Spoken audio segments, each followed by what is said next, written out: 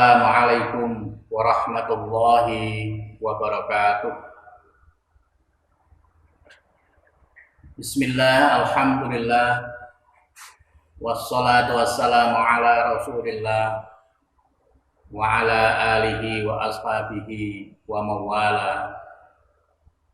Ashhadu an la ilaha illallah wahdahu la syarikalah wa ashhadu anna Muhammadan abduhu wa rasuluh wa la nabiyya ba'dah. Rabbi shrah li sadri wa yassir li amri wahlul 'uqdatam min lisani yafqahu qawli. Amma ba'd. Hadirin yang dirahmati Allah Subhanahu wa taala, marilah kita senantiasa bersyukur kepada Allah atas nikmat rahmat yang senantiasa diberikan kepada kita sekalian di dalam kehidupan ini.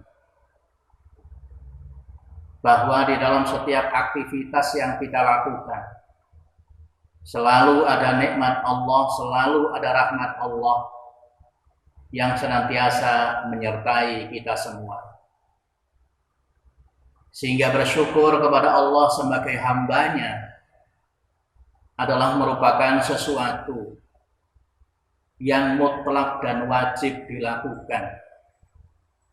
Tidak hanya untuk sekedar mengucapkan alhamdulillah, tetapi juga bagaimana kita menjadikan nikmat dan rahmat Allah itu bisa menjadi sesuatu yang bermanfaat bagi diri kita dan juga bagi orang-orang yang ada di sekitar kita.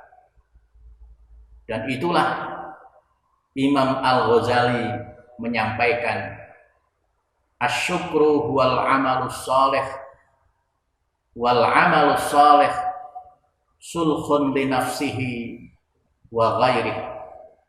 Amal soleh itu adalah perbuatan yang bermanfaat yang bisa dirasakan oleh orang yang melakukannya dan orang-orang yang ada di sekitarnya. Hadirin jamaah yang dirahmati Allah Subhanahu wa taala. Di dalam kesempatan ini insya Allah saya akan menyampaikan materi yang ada hubungannya dengan Ramadan dan zikrullah. Dengan Ramadan sebagai momen penting bagi kita untuk melaksanakan muhasabah, mujahadah, dan tadzkirah atau zikrullah. Hadirin jamaah yang dirahmati Allah Subhanahu wa taala. Di dalam Al-Qur'an Allah berfirman, a'udzu billahi minasyaitonir rajim. Bismillahirrahmanirrahim. Alam ya'ni lil ladzina amanu an takhsha'a qulubuhum li dzikrillah wa ma nazala minal haqqi wa la yakunu kal ladzina utul kitaba min qablu faqala 'alaihimul amatu faqasat qulubuhum wa katsirum minhum fasiqun. Al-Hadid ayat ke-16. Di dalam ayat itu Allah menjelaskan kepada kita betapa pentingnya berzikrullah. Karena dengan berzikrullah itu akan memiliki ketenangan di dalam kehidupan ini. Dan cara alat bagi manusia untuk melakukan zikrullah, Allah telah menurunkannya dengan cara-cara yang benar. Ayat itu berbunyi, alam ya'ni lil ladzina amanu. Apakah belum saatnya orang-orang yang beriman itu an takhsha'a qulubuhum li dzikrillah, untuk menambah khusyuk, menambah ingatnya kepada Allah Subhanahu wa taala. Hadirin jamaah yang dirahmati Allah, wa ma nazala minal haqqi, sedangkan ayat Kelanjutannya itu adalah menjelaskan bahwa cara dan alat untuk mencapai dzikrullah sesungguhnya Allah telah menurunkan dengan cara-cara yang benar, cara-cara yang tepat. Di dalam ayat lain Allah juga berfirman, A'udzu billahi minasyaitonir rajim. Bismillahirrahmanirrahim. Alladzina amanu wa tatma'innu qulubuhum bi dzikrillah. Ala bi dzikrillahi tatma'innul qulub. Dan orang-orang yang beriman itu hati mereka akan merasakan ketenangan hanya dengan cara dzikrullah, mengingat Allah. Ala bi dzikrillahi tatma'innul qulub. Ketahuilah bahwa dengan cara mengingat Allah, hati kita akan menjadi tenang, akan menjadi damai.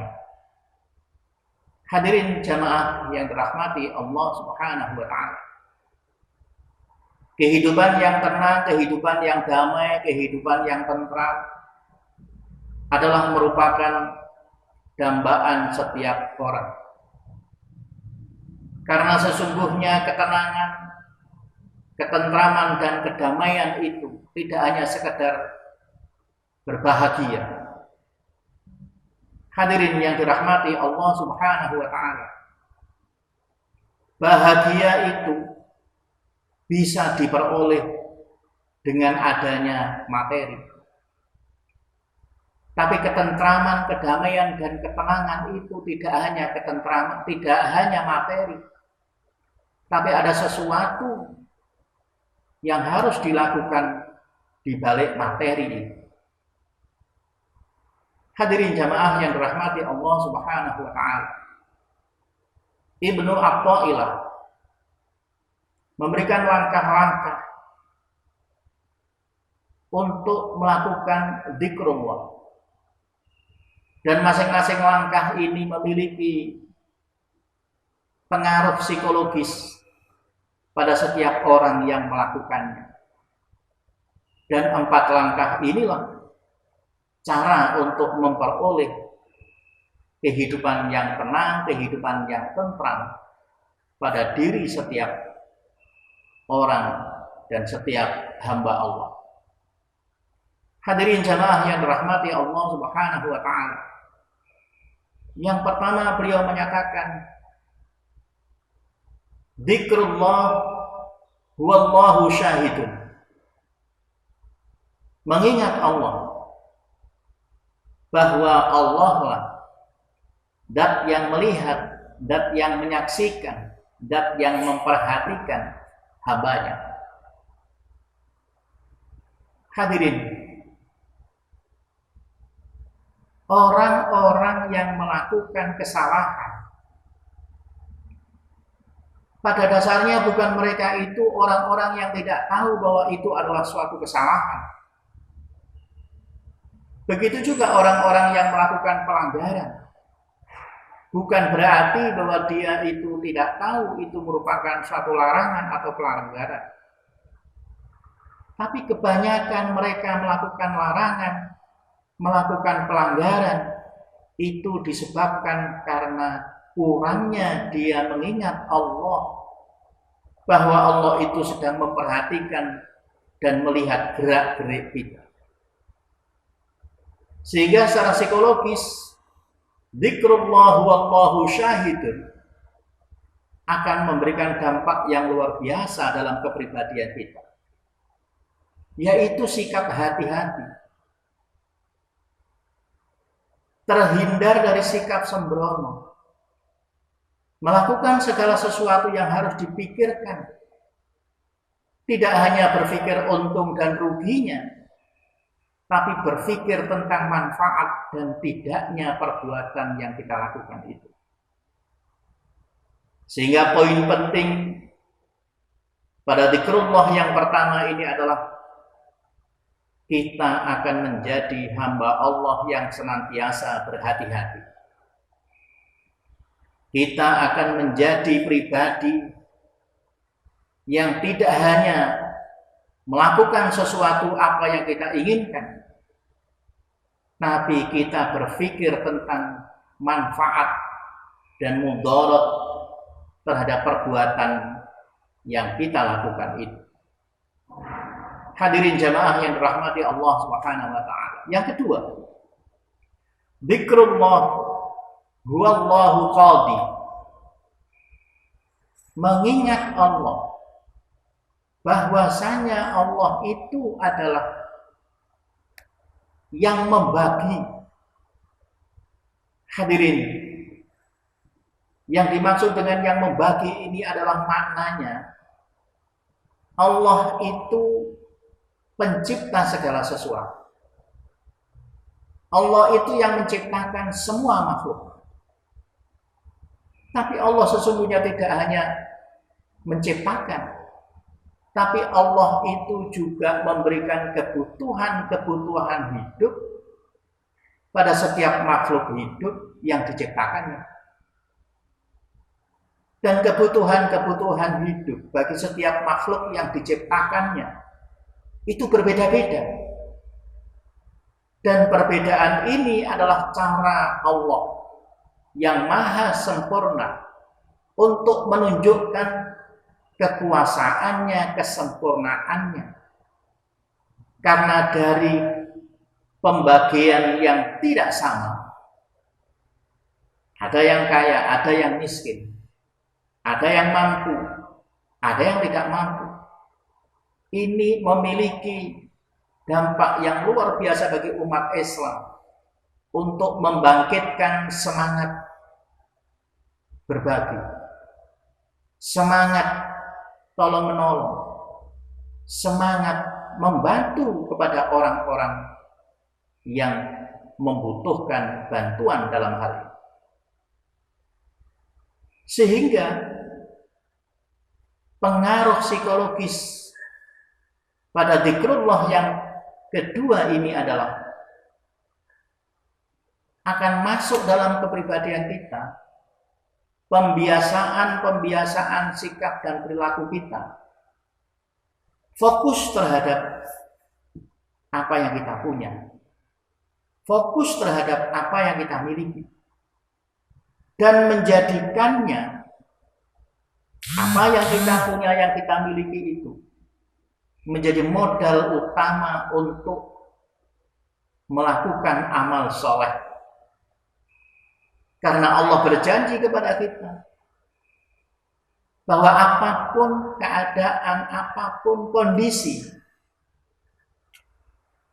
yang dihadapi oleh manusia, tidaklah menjadi alasan bagi orang itu untuk tidak melakukan amal soleh. Karena amal soleh itu selalu bisa kita lakukan dalam keadaan apapun, dalam kesempatan apapun, dan dalam bentuk apapun amal soleh itu.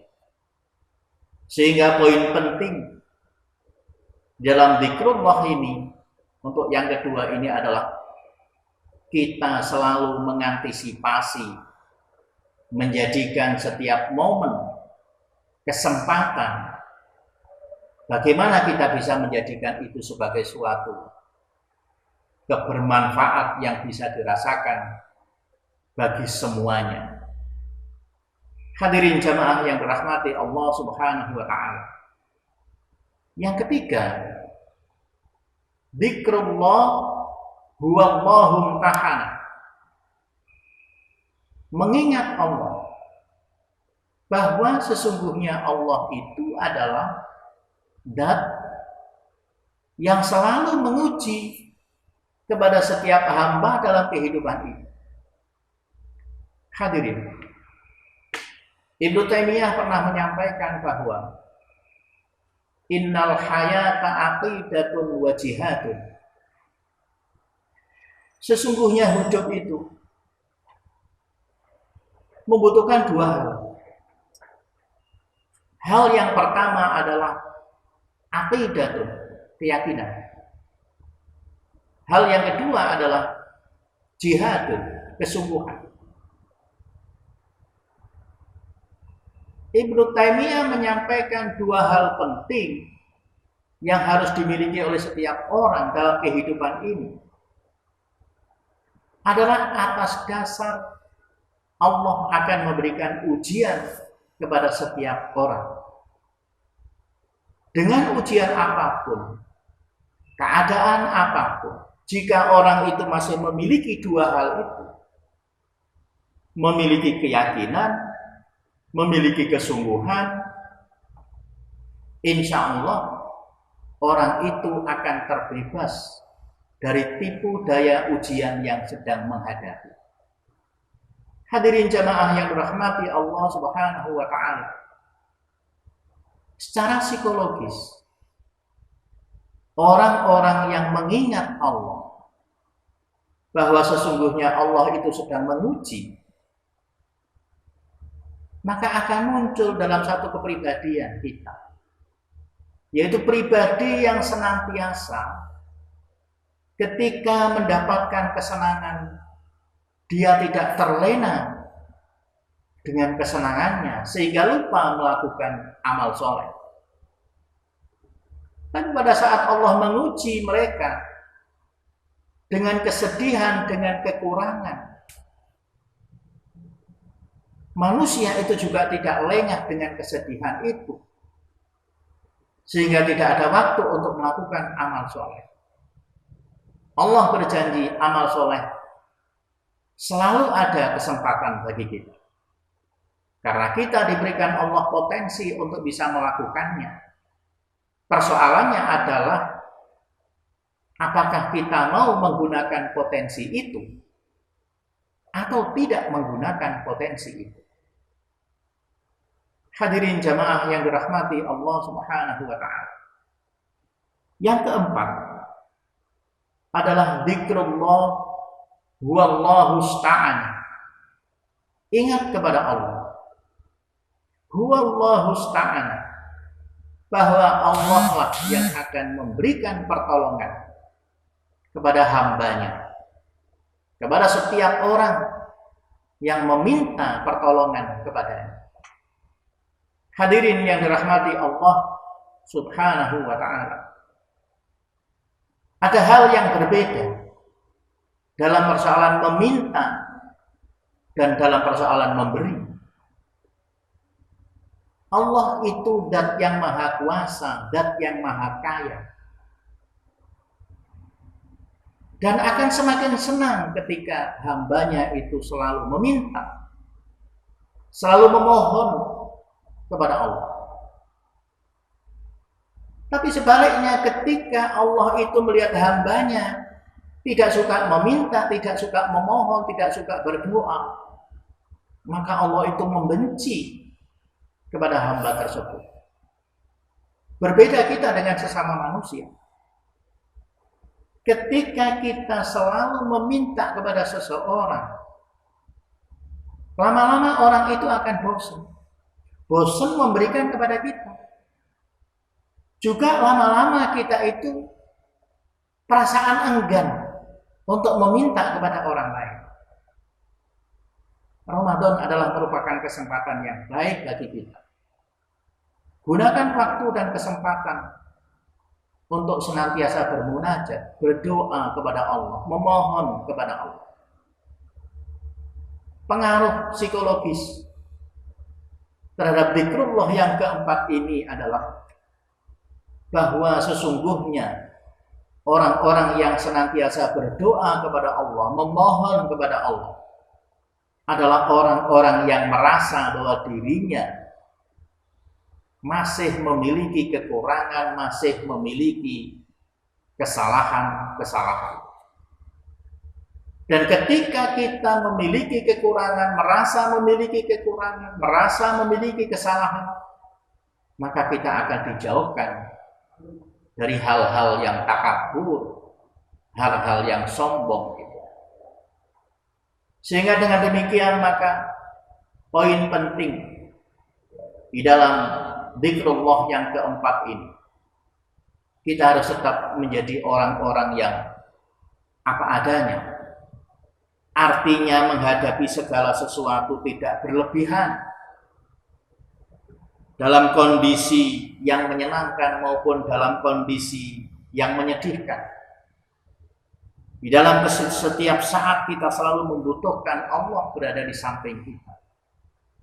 Karena Allah itulah tempat kita kembali dan tempat kita untuk meminta pertolongan.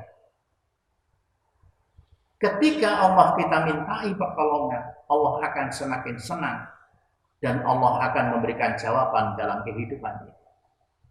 Hadirin jamaah yang dirahmati Allah Subhanahu wa taala.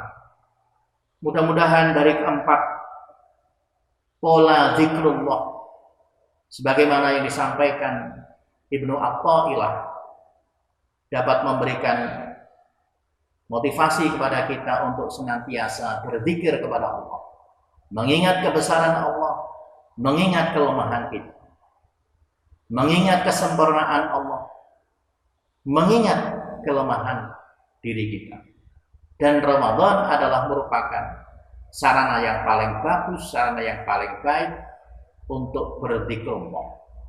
Mudah-mudahan Allah senantiasa menjaga iman, ketakwaan, kesehatan, dan menjaga kesempatan kita agar supaya kita menjadi hamba Allah yang senantiasa berzikir dan senantiasa bersyukur untuk mendapatkan ketenangan di dalam kehidupan ini. Demikian yang saya sampaikan, mudah-mudahan bermanfaat. Billahi taufiq wal hidayah. Wassalamualaikum warahmatullahi wabarakatuh.